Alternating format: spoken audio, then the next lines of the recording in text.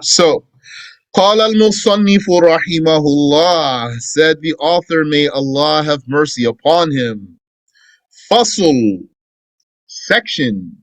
وشرائط وجوب الجمعة سبعة أشياء. The conditions for the obligation of the Friday prayer are 7 things. So these are the conditions for the Friday prayer to be obligatory, not the conditions for the Friday prayer to be valid. That's different. Al-Islam. The first one he mentions is Al-Islam. Ash-Sharh, the explanation. الجمعة لها شروط باعتبار الوجوب. Friday prayer has conditions from the perspective of the obligation. وشروط باعتبار صحة الفعل. And it has conditions from the perspective of the validity of the act. It's 2 different things. So don't confuse them.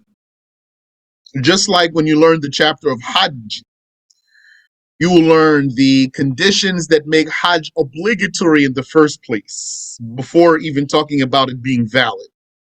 Like, don't you have to have the means to go to Hajj for it to be obligatory? Yes. So that's condition for obligation. And then there's also conditions for it to be valid. So Friday prayer is like that too. There are conditions that even make it an obligation in the first place, before we talk about what makes it valid. So that's why a woman can go to Jumu'ah, it's valid, and a child can go to Jumu'ah, it's valid, but it's not what? It's not obligatory on them. So what are the conditions for the Friday prayer to be obligatory in the first place? الجمعة لها شروط باعتبار الوجوب. Friday prayer has conditions from the perspective of the obligation. وشروط باعتبار صحة الفعل. And conditions from the perspective of the validity of the act. وسيأتي ذلك إن شاء الله. This second one shall come. The conditions for it to be even valid, for it to be valid. والأصل في وجوبها الكتاب والسنة وإجماع الأمة. And the source for its obligation is the book, with a capital B, that's the Quran, and the prophetic way, the Sunnah, with a capital S, and the consensus of the nation. قال الله تعالى, said Allah, exalted is He. يا أيها الذين آمنوا إذا نودي للصلاة من يوم الجمعة فاسعوا إلى ذكر الله. All those who have believed, when the call for prayer is sounded on Friday, then strive to the remembrance of Allah. And dhikrullah in this ayah and in other verses of the Quran and also in hadiths of the Prophet, the dhikr of Allah means the prayer. Not always dhikr means prayer, no.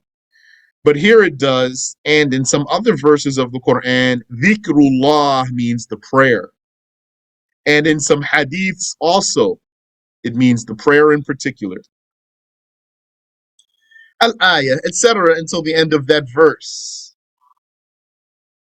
That's from Surah Al-Jumu'ah, but I don't have the number of the ayah. وفي صحيح مسلم أنه عليه الصلاة والسلام قال. And in Muslims' authentic book, it is documented that the Prophet, may peace and blessings be upon him, said, لَقَدْ هَمَمْتُ أن آمر رجلا فيصلي بالناس ثم أحرق على رجال يتخلفون عن الجمعة بيوتهم. That the Prophet alayhi salatu wasalam said, I wanted to command a man to lead the people in prayer, and then any men who miss the Friday prayer, that I would burn their houses down. إذا عرفت هذا, so if this is known to you, فمن شروط وجوبها الإسلام, then know that amongst the conditions for Friday prayers obligation is Islam. لما تقدم في كتاب الصلاة, for the reasons and proofs that have already been presented in the book of prayer. Because, which is that the worship of a kafir is invalid. His intention is invalid. And a kafir is not qualified for valid worship. So one of the conditions for the validity, for the obligation, one of the conditions for the obligation of the Friday prayer is being a Muslim.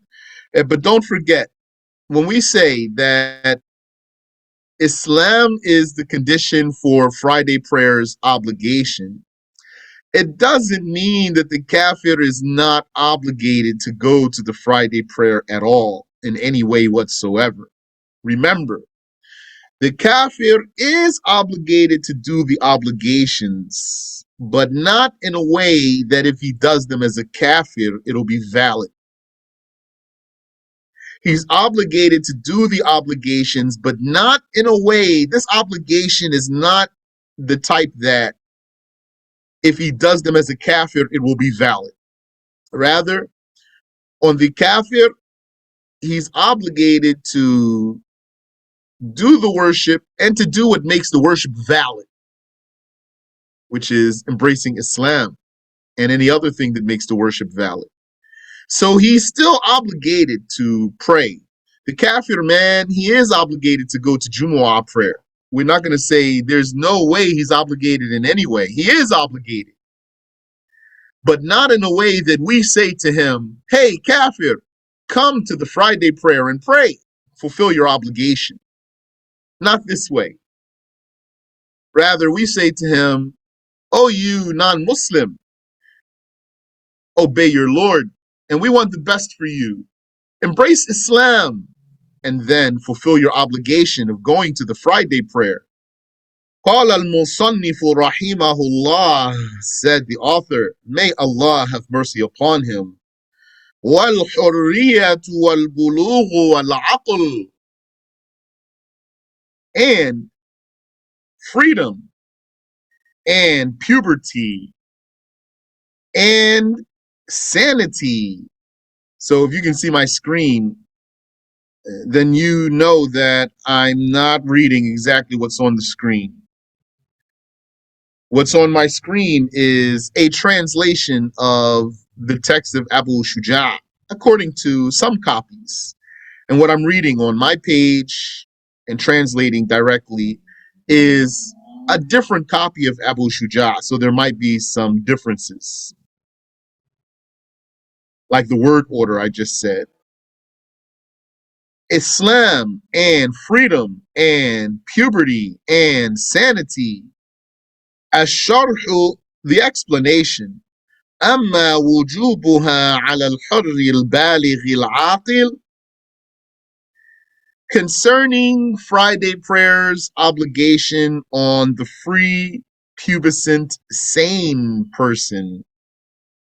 فللأدلة المتقدمة, that's due to the previously mentioned proofs. So All these conditions, there are conditions for other prayers, even just the regular 5 prayers: to be Muslim, to have reached puberty, to have sanity. Not the freedom, though. Even the slave has to pray the regular 5 prayers.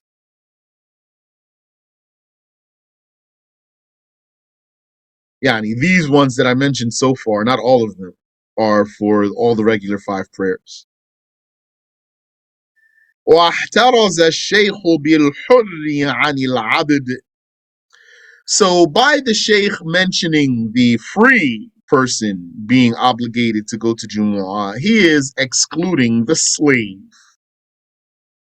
That's because the slave is busy with the tasks of his master. والبلوغ والبلوغ وبالبلوغ عن الصبي. And by pubescence, the Sheikh Abu Shuja', he is excluding the child. وَبِالْعَاقِلِ عَنْ غَيْرِ الْعَاقِلِ. And by sanity, he is excluding someone who's not sane. فَلَا تَجِبُ الْجُمُعَةُ عَلَى عَبْدٍ وَصَبِيٍّ وَمَجْنُونٍ. And so, Friday prayer is not obligatory on a slave or a child below puberty or an insane person. وَكَذَا الْمُغْمَى عَلَيْهِ. And likewise, someone in a coma. He's not obligated to go to Jumu'ah. When I say someone in a coma, that includes he fainted. Someone who fainted. قال صلى الله عليه وسلم. The Prophet sallallahu alayhi wasallam said, Al-Jumu'atu wajibatun ala kulli Muslim. Friday prayer is obligatory on every Muslim. Illa ala arba'ah. Except on 4. Abdun mamluk, an owned slave. Wamra'ah, and a woman. Wasabi, and a child. Wamariyab, and a sick person. رواه أبو داود بإسناد على شرط الشيخين. Abu Dawood narrated this hadith with a chain of narration that fulfills the conditions of Al-Bukhari and Muslim. So that means it's authentic. وَأَمَّا الْمَجْنُونُ فَلِأَنَّهُ غَيْرُ مُكَلَّفٍ. As for the insane person, he's not accountable. قال المصنف رحمه الله, said the author, may Allah have mercy upon him. والذكورة والصحة والاستيطان. And being male, and health, and citizenship. الشرح, the explanation. احترز بالذكورة عن الأنوثة. Excluded from being male is being female. فلا تجب الجمعة على المرأة. Therefore, Friday prayer is not obligatory on the woman. للحديث المتقدم, because of the previously mentioned hadith, the one we just mentioned. And likewise, the hermaphrodite is not obligated to go to Jumu'ah. واحترز الشيخ بالصحة عن المرض. And by mentioning health, the Shaykh Abu Shuja', he is avoiding, he is excluding sickness. فلا تجب الجمعة على مريض. Therefore, a sick person, Friday prayer is not obligatory upon a sick person. ومن في معناه, and anyone like a sick person. كالمصاب بالجوع والعطش, like if someone is starving or he is critically thirsty والعري, or he lacks clothing, he's nude. والخوف من الظلمة, and fear of the unjust people, fear of the tyrants and the authoritarians. وفي معنى المريض من به إسهال, and also like a sick person is someone who has diarrhea. He doesn't have to go to Jumu'ah. بحيث لا يقدر على ضبط نفسه. That's if he's unable to hold it. ويخشى تلويث المسجد, and he's afraid to stain the masjid. ولو خشي على الميت الانفجار أو تغيره كان عذرا في ترك الجمعة. And if it is feared that a dead person will burst, if it is feared that a corpse will burst or change in some other way, that's an excuse to abandon going to the Friday prayer. فَلْيُبَادِرْ إِلَى تَجْهِيزِهِ وَدَفْنِهِ.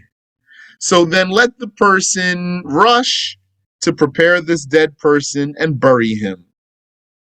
وقد صرح بذلك الشيخ عز الدين ibn Abd salam, and Sheikh Izzuddin ibn Abd salam was explicit about this case. وهي مسألة حسنة, and that's a nice detail that he mentioned. وقوله والاستيطان, and when the author said citizenship, احترز به عن غير المستوطن, he excluded someone other than a citizen. كالمسافر, like a traveler. ونحوه, and the likes of a traveler. فلا جمعة عليهم. So Friday prayer is not obligatory on them. كالمقيم في موضع لا يسمع النداء من الموضع الذي تقام فيه الجمعة. Like someone who resides in an area where if someone stood at the edge of the Jumu'ah town and called the adhan with a loud voice, this person would not hear that mu'adhin. So a person who lives outside of the town of the Jumu'ah, would he be obligated to go to Jumu'ah? Not if someone came to the border of the town, the border that's closest to where this person in question is. He stood at the border of the town and called the adhan with a loud voice. And there's nothing to drown out his voice. There's no machines or something like that, or howling wind to drown out his voice. And this person who lives outside of the town would not hear that loud adhan that was called at the edge of the Jumu'ah town closest to him. Then he's not obligated to go to Jumu'ah. He wouldn't be obligated to go into the town to go to Jumu'ah. إذ لم ينقل عنه صلى الله عليه وسلم أنه صلى الجمعة في سفر. Since it was not documented about the Prophet sallallahu alaihi wasallam that he prayed the Friday prayer while traveling. That's important because a lot of ignorant people don't know that if you're a traveler, you don't pray Jumu'ah. Jumu'ah, there's three types of people in regards to the Jumu'ah. There's a citizen, there's a resident, and there's a traveler. So the citizen is a person who does not leave the town neither in the summer nor in the winter. And if he does leave the town, he comes back. When we say citizen, that's for a city, not an entire country. Don't look at the whole country here. That's the wrong perspective. Just a city. A resident is someone who stays in a town for 4 days or more, but with the intention to leave and go back home eventually. And a traveler is a person who stays in a town for 3 days or less, not including entry and exit dates. It was narrated a hadith, لا جمعة على مسافر. There is no Friday prayer obligatory upon a traveler. إلا أنه لا يثبت مرفوعا. However, it's not confirmed that this is a hadith of the Prophet himself, sallallahu alayhi wasallam. قال البيهقي والصحيح وقفه على ابن عمر. Al-Bayhaqi said, what's correct is to deem this report to be stopped at the companion Ibn Umar. Wallahu alam. So, if the citizens establish the Jumu'ah in a town, then the residents have to go, and the travelers don't have to go. That's why in camp, we don't do Jumu'ah. When we leave out of the town and go to a campsite, now that campsite is its own town. You might not think of the campsite as a town. It's a town. That place that has cabins and a mess hall and any other buildings there, that's a town. So when the Muslims go there for their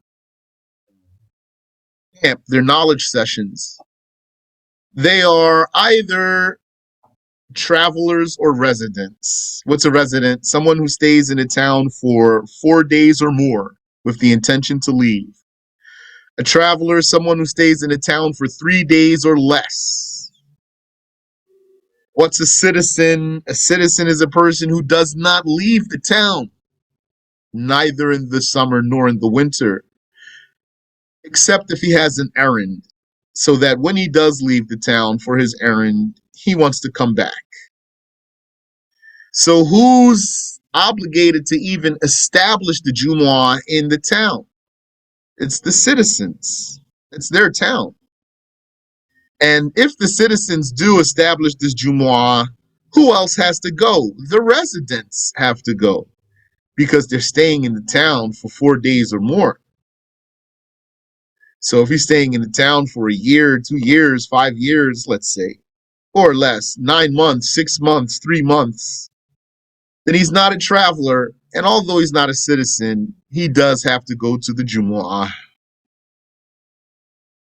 And if the residents do establish the Jumu'ah, not the citizens, the residents, or if the travelers establish the Jumu'ah, it's not valid. It won't be initiated.